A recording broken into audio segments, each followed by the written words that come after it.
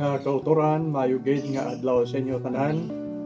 Kag nagapadayon kita sa pagpasalamat sa Ginoo sa iya nga pag-upod sa aton kag paghatag sang mga bugay halin sa langit nga iya ginpasagahay sa iyang mga kanakan.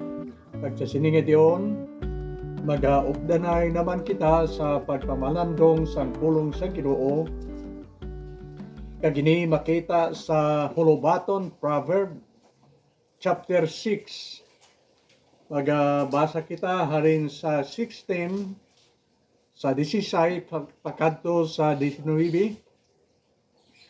Kag ang pulong sa Dios naghambal sang subong sini. 7 ka mga butang ang ginadumtan kag ginakangilaran sang Ginoo.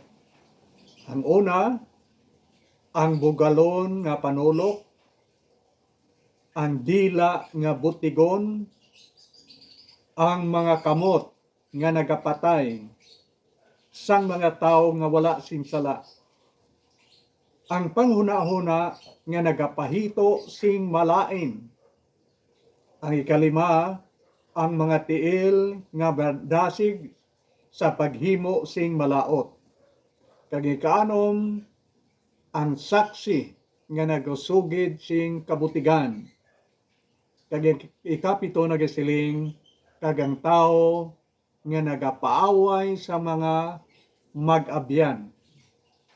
So gin-mentionar diri sa Bible ang 7 ka klase sa mga sala nga ginadumtan kag ginakangilaran sang Ginoo. Pero ang kamatuoran amo ini nga ang tanan nga sala ginadumtan sa Ginoo. Ang mga tao, kita nga mga makasasala, ginahigugma sang Dios. Kay man ang Dios gugma. Kag ginatudloan niya kita nga maghigugma sa Dios kag sa aton nga isig katao. Ang tanan nga sala ginakaugtan sang Dios, pero kita nga mga tao nga makasasala ginahigugma sang Dios. Tungod kay may 7 nga ginmensionar nga sala nga ginasiling sa Bible, amo ini ang ginakaugtan sang Ginoo, ginadumtan sang Dios nga sala. Aton lamang anay kuhaon ang bali 3 sini, ugaling sa sunod nga panahon, kung may panahon kita, ihatag pa sing Ginoo ang panahon sa aton man isa-isahon ang tanan nga sala nga na-mensionar diri, agod nga mangin aware kita sa mga bagay nga ginakaugtan sa Ginoo. So bali lang anay 3 sa siningat tion ang aton busi siyon kag tan-awon sing maayo, agod nga makakuha kita sa mga Dios non nga mga leksyon nga ma-apply naton sa aton mga kabuhi. Ang una diri nga sala nga ginasiling nga ginadumtan kag ginakaugtan sang Dios, amo ang sala sa pagpabugal. Ang Dios hindi gusto nga kita nga mga tao mangin bugalon, kay si Kristo mismo nagpaubos gani sa iyang kaugalingon. Kag nakita siya diri sa duta nga daw katulad sang ulipon. Nagsiling ang Bible nga si Kristo nagpaubos siyang kaugalingon nga daw ulipon, nakita nga daw ulipon sang diri siya sa duta. Pero nagmatinumanon siya sa iyang amay sa langit, tubtob sa kamatayon didto sa cross. Amo na ang dagway sang kamatuoran nga ginapakita sa aton, agod nga ang aton kabuhi mangin katulad man ni Kristo, nga hindi kita magpabugal sa aton kaugalingon, magpaubos kita katulad man kay Kristo, kag magmatinumanon sa Dios. May isa ka hari sa Old Testament, kag makita nimo ang istorya sa Daniel chapter 4 sa Old Testament, Kagina nga hari gingadlan nga si Haring Nebukadnesar. Ini nga tao puno sa bugal siyang kagalingon, nagapati siya nga ang Babylonia diin siya naghari, nag-uswag tungod siyang gahom, kag nagapati siya nga naghari siya tungod sang iyang kaugalingon nga abilidad. Kag nagahuna-huna siya nga siya gid ang pinakagamhanan kag maayo nga tao sadtong iyang tion kay nag-uswag ang Babylonia sa iyang kaugalingon kag kinaalam siyang kaugalingon nga abilidad kag kusog suno siyang hunahuna. Pero ini nga tao nga puno sa bugal siyang kaugalingon, isa ka tion ginpadamgo siya sang Dios. Kagamo ini ang iyang damgo.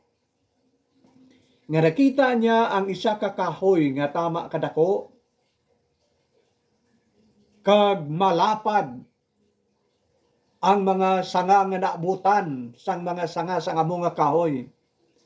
Ang iyang sanga nag-abot sa naglain-lain nga bahin sang kalibutan, suno si endamgo. Kag ang kataas ini nga kahoy naglabot sa langit. Kag pagbugtaw niya, gusto gid niya mabalaan kung ano ang kahulugan siyang damgo. Pero dito siyang ginarian, madamo ang mga maalam dito, ginpatawag niya pero wala makapakot kung ano ang kahulugan siyang damgo. Sang uli, nag-abot ini nga balita kay Daniel. Si Daniel nagkadto sa iya, kag nagsiling nga siya may kinaalam sa pag-interpret sa iya damgo. Kag ina nga kaalam naghalin sa Dios. Ang Dios ni Daniel. Si Haring Nebukadnesar, damo iya ang iya mga Diyos. Si Daniel iya, isa ka tawo nga naghalin sa Judea, nga ginbihag dito sa Babylonia, nagakilala nga may isa lamang ka Dios, ang Dios nga tag-iya sang langit kag sang dota kag sa tanan nga mga tinuga sa kalibutan. Nakakilala iya si Daniel sa matuod nga Dios. Kag si Daniel nag-interpret sa iya damgo. Pirmero si Daniel daw nagapangalang-alang kay ang kahulugan sa sining damgo niya hindi pabor sa hari. Pero ang hari nagsiling kay Daniel, sige, isugid lang kung ano ang kahulugan, hindi ka magkabalaka. Busa si Daniel nagsiling sa iya, Haring Nebukadnesar, ang kahoy nga puwerte kalapad sang iya naabutan sang iya mga sanga, kag puwerte ka taas nga nag-abot sa langit, ikaw ina. Grabe ang imong gahom diri sa dota. Gahom pakadto sa kahawaan, terrible. Gamhanan kagid nga hari. Pero sa iyang damgo, may dabatian siya nga tingog halin sa langit nga nagasinggit tapsa utda ina nga kahoy.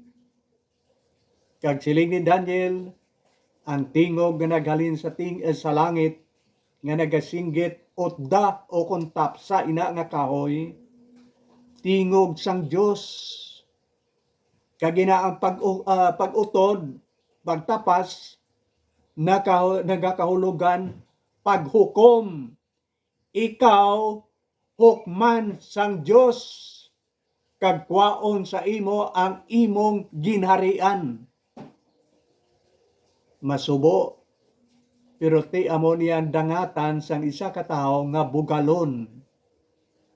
Nga daw tag-iya siya sang kalibutan, kag siyang pamathag daw labaw pa siya sa Dios kung gahom paghambalan. Pero ang kamaturan amo nga may isa lamang ka Dios nga gamhanan nga nakabalo sang sulod sang utok sang tao, kag ina nga Dios magahukom sa tanan nga mga tao nga mga bugalon sa sininga kalibutan. So nagabot ang tion nga ginhukman siya sang Dios, amo ina ang pag-utod kag luwas sina nga ginhukman siya sang Dios, ang ginharian sang Babylonia ginkuha sa iya sang Ginoo, ginhatag sa daw minos sa iya sing abilidad, kag masakit pagid nga nag-abot kay King Nebuchadnezzar kay ang iyang utok nalisuan siya sang tornilyo, nagbuangit siya, kay nagakadto siya sa mga wayang, nagaharap sang hilamon nga daw baka nga nagakaon dito. Sa tuanay nagapuyo siya sa palasyo. Pero karon ara na siya sa wayang, nagapakig-upod sa mga baka, kag nagaharap sang hilamon, kag wala na sing balay nga palasyo nga naistaran. Nabasa na iyang lawas sa mga tunog kag ulan dito sa wayang. Sulod sa 7 ka tuig nga nalisuan siya sang tornilyo. Pero sa ulhi, kay man ang Diyos iha maluluyon, puno sang bugay, kaluoy sa mga tao, ginkaluyan niya si Haring Nebuchadnezzar, nagpanumbalik ang iyang utok, iyang hunahuna, huna-huna na sang sapat, nagpanumbalik, pagpanumbalik sa iyang huna-huna, naghinulsol siya sa iyang sala, ginkilala niya nga may Diyos nga gamhanan, nga labaw sa tanan, kag ginahambal niya nga wala na sang iban nga gamhanan kundi ang Diyos sa langit. Nagpaubos siya sa iyang kagalingon sa siningation, kag nagkilala sa matuduod nga Diyos nga gamhanan. Wala na nagpadayon ang istorya kung ano pagin ang natabo sang kabuhi ni Haring Nebuchadnezzar sang ulhi, pero ini supisente na sa pagtudlo sa aton, kag nagahatagid sang warning ang Bible nga ang sala sa pagpabugal ginadumtan kag ginakaakigan sang Dios. Kung sa bagay, kita nga mga tao, ano na gid ang bagay naton ipabugal sa sining kalibutan? Pagkari naton sang ginbud-ag kita sang aton mga ginikanan, wala gid kita sing dala bisan 1 peso na lang, wala kita sang ginakaptan nga butang sa aton kamot sang ginabun-ag kita diri sa duta, kag wala man kita sing madala o kundalon. Kung tawgon na kita sang Ginoo sa piyak nga kabuhi, ang tanan nga aton naangkon sa sininga duta, hindi naton madala. So hubo kita, hublas kita nga nagkari, kag hublas man kita nga magtalikod sa sining duta nga ginhatag kag ginpapuy-an sang Dios sa aton. Kag dapat nga hindi kita magpabugal sang aton naangkon diri nga mga duta, mga kwarta, mga matahom nga balay, kay inang tanan bugay nga ginhatag sang Dios sa aton, agud nga aton gamiton sa aton pagpangabuhi. Dundumo naton nga ina mga bugay pagkari naton wala ina naton madala diri. So pasalamatan naton ang Dios. Imbis nga magpabugal kita kay damo kita kwarta, matahom ang aton balay, matahom ang salakyan nga aton ginasakyan perme, imbis nga magpabugal kita, magpasalamat kita sa Dios nga naghatag sina nga bugay para gamiton naton sa aton pagpangabuhi adlaw-adlaw. Nagasiling ang aton Biblia, ginadumtan sang Dios ang sala sa pagpabugal sang tao. Ikadua nga ginhambal sang aton Bible nga aton ginbasa, ginadumtan kag ginakaagikan sang Dios ang pagbutig. Okay, una iya pagpabugal. Ikadua iya pagbutig. Ini nga sugo makita naton sa Exodus kapitulo 20 versikulo 16. Sa napulo kasugo, ginakabig ini nga siyam nga sugo, nga nagasiling, hindi ka magbutig. So gisiling sa aton gibasa, nga ginakaugtan sang Dios ang sala sa pagbutig. Kaginhambal ini sa Exodo, sa ikasyam nga sugo, may napulo ka sugo, ay kasyam nagasiling, hindi ka magbutig. May tao sa New Testament, kagini makita nimo ang istorya niya sa Acts chapter 5, halin sa 1 tubtob sa 11. Ini nga tao amo si Ananias. Kag may asawa siya nga si Sapira. Ananias kag si Sapira. Ining mag-asawa, kaupod sang mga Kristohanon. Kagini na record din sa Acts chapter 5. Sang nagadamo ang mga Kristohanon sang una panahon nila ni San Pedro, adlaw-adlaw nagadamo sila nga nagadamo. Sa nagadamo sila, may problema nga nag-abot. Amo ini ang problema. Kung may isa ka tao nga nagkristohanon, kag mag-impon sa grupo sa mga Kristohanon, diin si San Pedro among nagpangulo, ang ilang pamilya nagadumot sa ila sa sining nahimong Kristohanon. Kag hindi na sila dito makapauli sa ila, kay ginsikway sila sa ilang pamilya. So mabudlay ang ilang pagpangabuhi. Ang solusyon sa mga apostolis, amo nga ang mga Kristohanon, nag-isa sila. Nag-amot-amot sila, naghatag sila sa ilang pagkabutang, kwarta. Ang ibang ginabaligya nila ang ilang pagkabutang, ginbutang nila tanan ang kwarta sa tiilan sa mga apostolis. Diin si San Pedro among nagpangulo sa ila. Kag ang mga ginamot-amot nila, dira nila ginakuha ang tanan nga ilang ginakuhaan sang ilang mga pagkaon. Pero si Ananias kag si Sapira nga didto man nagaimpon sa ila, nagdinaya siya kag nagbinutig sila nga duha. Ginbaligya nila ang ilang nga dota kag ila ginparte. Ang isa ka parte ginhatag nila sa tiilan ni San Pedro, pero may ginawidan sila iya. Amot kung sino ang damo, kung ano ang damo ang ginhatag nila, kung ginawidan way ko kabalo. Pero ginparte nila, ang iban ginhatag kay San Pedro para gamiton sa tanan nga Kristohanon, pero may ginbilin sila iya para sa ilang kagalingon, kay siguro sa likod sa ilang una-una ti, kung maubos na to iya dito, may ari pa tayo nga gamiton nga nabilin sa aton. Pero ang sala dira sa pagbinutig amo ini, nagsiling si Ananias, gagang iyang asawa, duha sila, nga amoto tanan ang bili sa ang ilang dota, ginubos gin nila, hatag siling nila.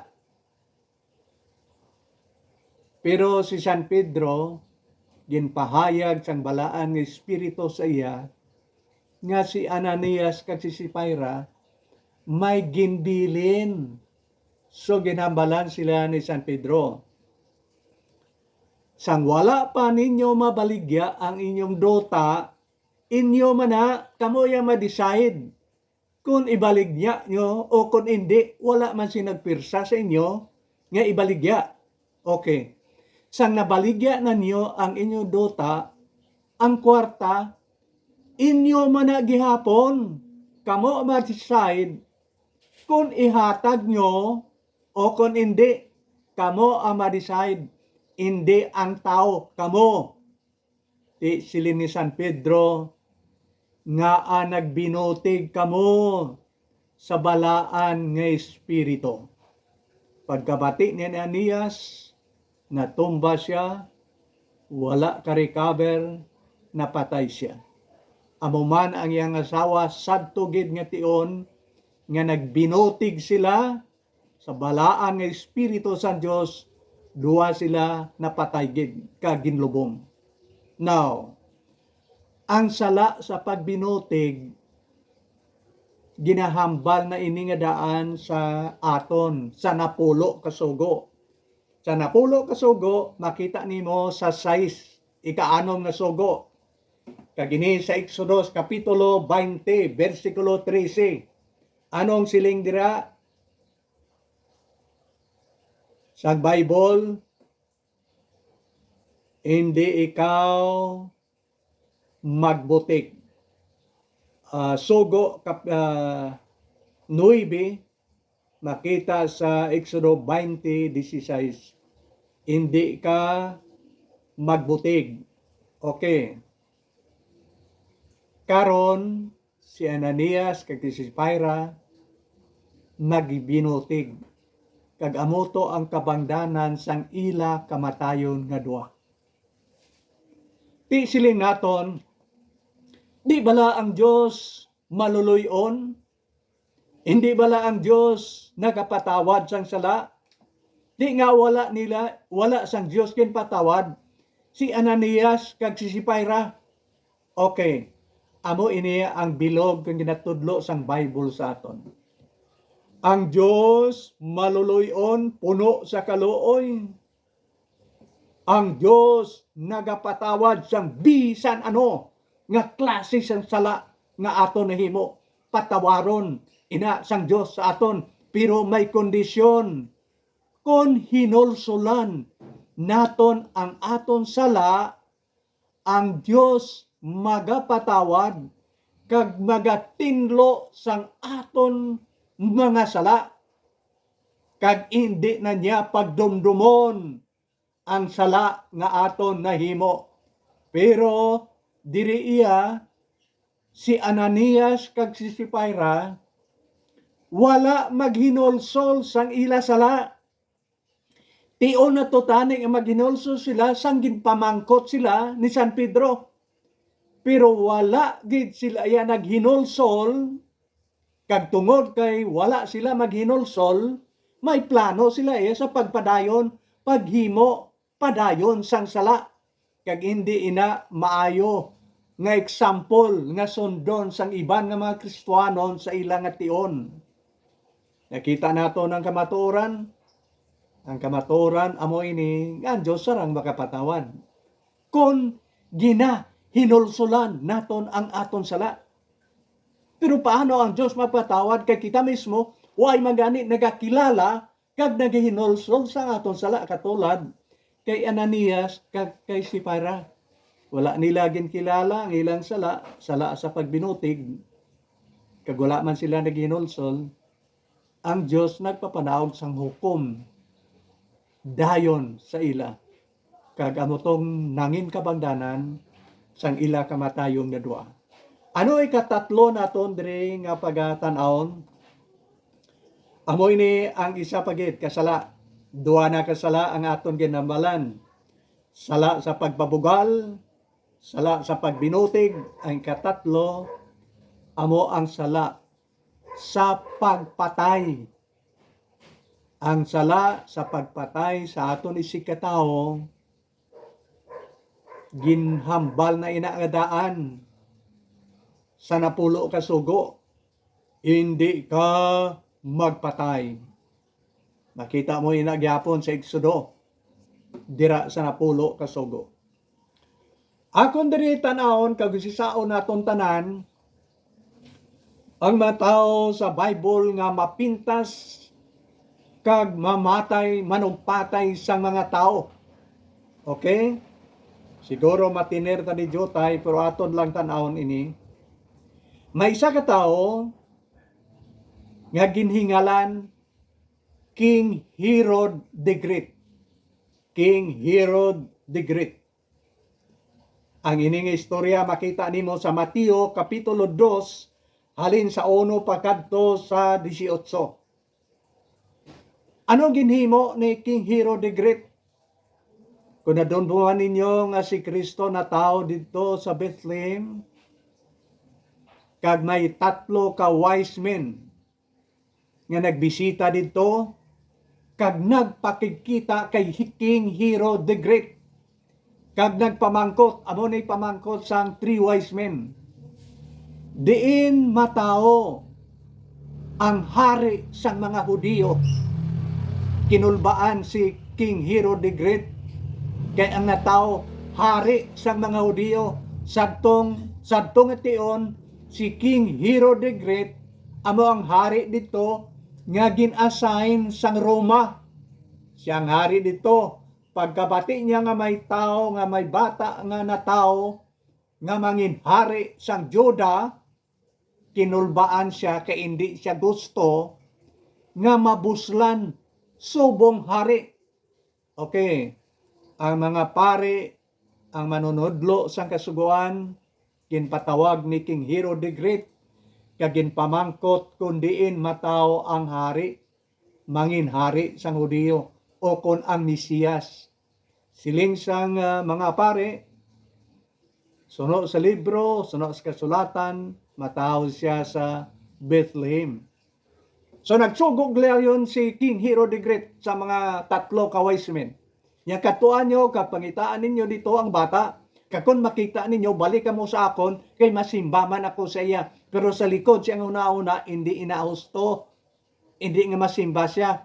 Ang iya una-una, kakon makita ang bata, ipapatay niya, samtang bata pa, agod nga hindi siya mabuslan, subong hari sang Juda. Amo niya ang kamaturan, nga ara sa utok niya. Dito na ang 3 wise men. Nakita nila si Kristo. Ginhatag nila ang ilang dulot sa amo nga bata, nga bago na tao nga amo si Jesus Christ, ang mangin hari sang Judea. Ang anghel naghambal. Hindi na kamo magbalik to sa hari. Kaya hari naga plano sa pagpatay sang bata. So nagpuli sila, wala na magbalik kay King Herod the Great. Pagkabalo ni King Herod the Great, nag-order siya sa mga soldado nga ang tanan nga mga bata dito sa Bethlehem kag palibot kaingod nga mga lugar, halin sa 2 ka tuig paidalom, pamatyon tanan. Haban niya agod nga madalaman si Jesus Christ. Pero anghel naghambal naman kay Mary kag kay Joseph nga makadto sila anay sa isa ka lugar sa Egypt. Kay ang hari nagaplano sa pagpatay sang bata. So Jesus Christ wala mapatay, pero amo ini ang ginatudlo ya sang Bible sa aton nga hindi ka magpatay. Si King Herod the Great nag-order sa pagpamatay. Kay nahadlok siya nga buslan.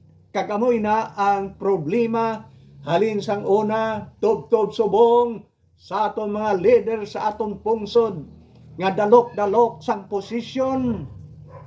Kag hindi gusto nga buslan sa pagka-presidente, sa pagka-mayor, ang iban iya sa ila, nakaplano na lang sang hindi insakto, batok sa mga kontra nila sa politiko, agod nga hindi sila mabuslan. Dalok-dalok sa posisyon ng siling, sa gahom nga ginasiling, kag wala nagatanaw kung ano ang ginatudlo sang Bible, nga ginakaakigan kag ginadumtan sang Dios, nga nagasiling hindi ka magpatay. Okay, ang pamilya ni King Herod the Great ay ang batasan sa pagpamatay sa tao, nagpanaog bisan pa sa iyang kabataan. Kag dito pagid nagpanaog inang malain nga pamatasan sa iyang apo, halin sa lolo, sa bata, kag sa iyang apo, nagpanaog ina ang hindi maayo nga pamatasan. Kay man nakita Manila sa ilang tigulang ti abi nila guro. Amayo noy kay si tatay gani gapamatay, si lolo gani gapamatay, ilaman ginsunod. Ari ang isa ka tao. Bata ini siya ni King Herod the Great. Ano ni siya iya? Ang iyang ginhimo ini nga tao nga bata ginatawag iya nga si King Herod Antipas. King Herod Antipas, si tatay niya King Herod the Great. So naghari man siya, King Herod Antipas, pero kabalo ka, ano yung record? Nasulat man ni sa Bible, Marcos 6:16, pagkadto sa 28. Si King Herod Antipas, amon ni siya ang nagpapatay kay John the Baptist, nga ginpaupdan niya sang liog, ginutod ang liog, ginpugutan sang ulo, si John the Baptist. Anong kabangdanan? O si King Herod Antipas may sala. Ginulo asawa niya ang asawa sa utod nga si Pilipi. Kung sa aton pa si Philip kag si King Herod Antipas mag-utod. Pero ang asawa ni Philip ginulo asawa kag ginkirida ni King Herod Antipas. Sang nabalaan ni John the Baptist, ginsabdong siya.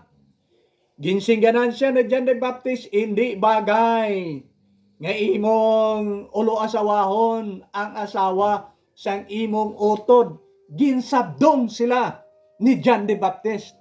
Imbes nga magpamati sila sang pagsabdong sa ila, nangakit pagid siya, kagamuning kabangdanan nga ginpautod, ginpugutan sang liog si John the Baptist.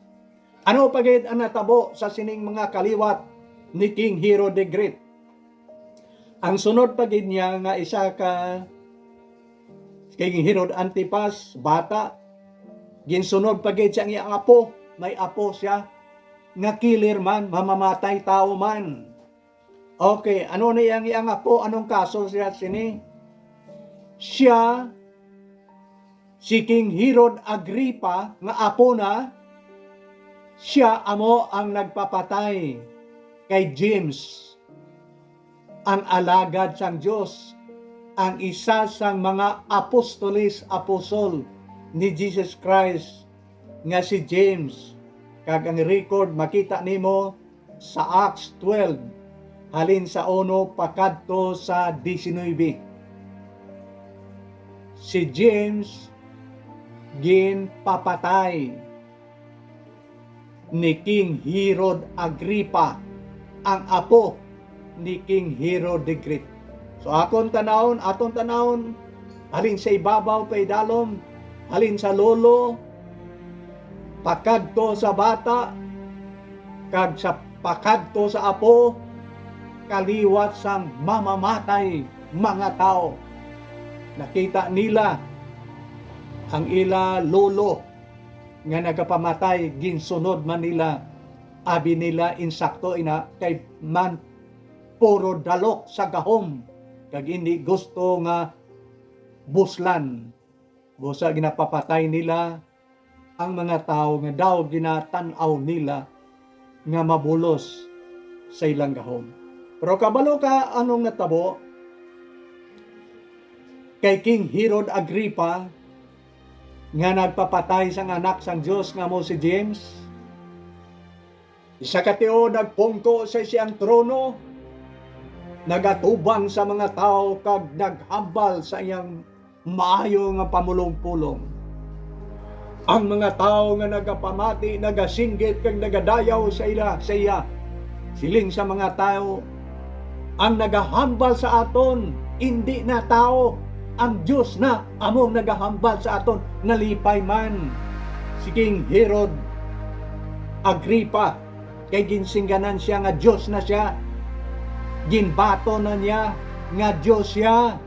Abi niya kung tutuod gid nga Diyos siya. Ang mga tao medyo siguro lango-lango man lang to nga Diyos na siya. Siya matutuod gid, ginbatyag niya nga Diyos na siya. nangakig ang anghel sang Dios. Ginhampak si King Herod Agripa nga nagapaka-Diyos. Natumba siya, napatay, kag sa gilayon ginot-ot sa mga ulod ang iyang lawas. Kanang taong patay, hindi man na dayon atakihon sang ulod. Siguro mga 2-3 kaadlaw pa na kag uloron. Si King Herod Agripa yakay nagpaka-Diyos siya, dira dayon ginhampak siya sang anghel sang Ginoo kag ginulod ang iyang bug-os nga kalawasan. Now, ang Bible naton sa Galatia 6:7 amo ini ang iya ginahambal. Kung anong ipanggas mo, amo man ina ang imong pagaanihon. Kay nagpanggas si Haring Herod Agripa sang kamatayon, sang pagpatay, ginani niya man ang kamatayon. Siguro may mga tao sa kalibutan maayo magtago sang sala. May mga kriminal sa kalibutan nga nakaiskapo, wala ang mahukman, kay maayo magtago kag magtago sa ilang sala. Maayo magpanago kag magtago sa ilang sala. Pero mga utod dumdumon naton, mga may ara nga adlaw sang paghukom, nga pagabuhaton sang Dios sa tion nga magabalik si Kristo sa sining nga duta, kag hukman niya ang tanan nga mga pungsod, hukman niya ang tanan nga mga tao, kitan tanan mga tubang sina nga Kristo, nga siya ang ginhatagan sang amay sa paghukom sa tanan nga mga tao sa kalibutan. Bisan maayo man kita magtago subong sang aton sala, kag maayo kita magpanago kay hindi kita madakpan, pero sa tion sang final judgment hindi kita makalikaw sa tubangan sang Ginoo. Kag inaamo ang takos naton dumdumon, kag ining ginatun-an naton dapat nga mangin warning ini, kag makapahanumdon sa aton agod nga tarongo naton subong ang aton kabuhi kag pagpangabuhi, kay ang sala ginadumtan sang Dios, kag nagakaugot siya sa mga tao nga nagahimo sang mga kalakasan, batok sa Dios kag batok sa aton isig katao. Nan, siguro magapamangkot kita kag nagasiling sa aton kaugalingon, di nga kadamo man sa mga tao nga nakahimo usang sala, dala na ko na da, kay tanan kita may sala, ang tanan nakasala, kag nakabsan sang himaya sang Dios. Tinga wala man ginpamatay dayon sang Dios. Nagtiner pa man sing mga malawig nga tinuoy, 60 katuig, 80, 90, nag 100 na lang iban. Di wala man gyapon na magkalamatay kay nakahimo man sala. Dumdumon naton nga ang aton Dios inanay sa kaakig. Inanay sa kaakig, bugana sa kaluoy, kag nagapatawad sang aton mga sala. Di kon amo sina si San Pablo nagtudlo nga kon magdamo ang aton sala, ang kaluoy sang Dios nagadamo pagid, nagabugana pagid. Kag si San Pablo nagpamangkot sa Roma 5 kag sa 6, di kon ang Dios puno sa kaluoy nagapatawad ka nagigugma sa aton, ano siling ni San Pablo, magapadayon na lang bala kita sa pagpakasala agud nga magabugana ang kaluoy sang Dios sa aton? Ginsabat ina ni San Pablo nga pamangkot nya, hindi nagakabagay ang isa ka tao nga magpadayon sa paghimo sang sala, kag magsiling, di ang Dios maluluyon man nagapatawad, himo ko sang sala subong, mangayo ko patawad buwas, di okay lang na, kay ginapatawad man siguro, hindi. Kung amo nang plano mo, nga mahimo ikaw sala subong, maginulsol buwas, nabalanan na sang Diyos, nga amo nang plano mo.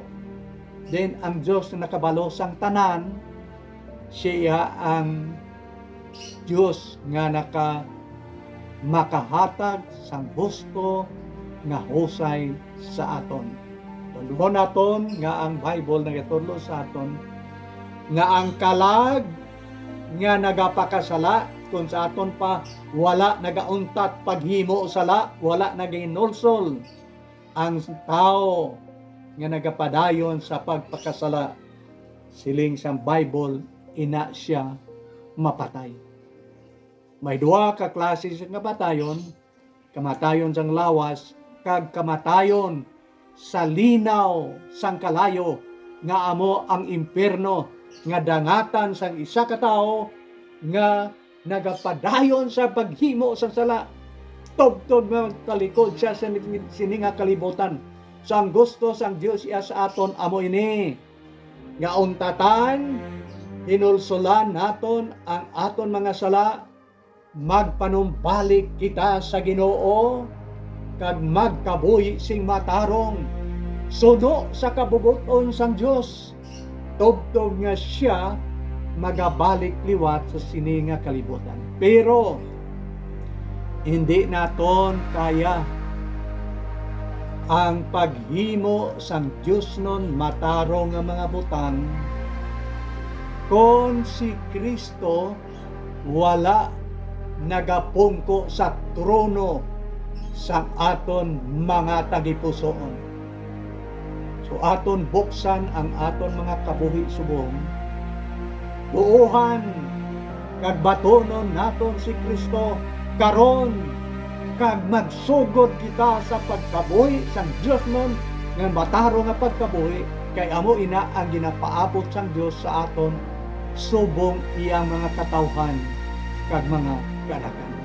Nga kauturan, madamo gid ni salamat kabay ka ining mga bagay nga aton ginahambalan subong, makapanalopsop gid sa sulod sa imong kabuhi. Kagambalaan nga espiritu amo nga kontrol sang imo kag sang akon kabuhi. Madamo gid ni salamat.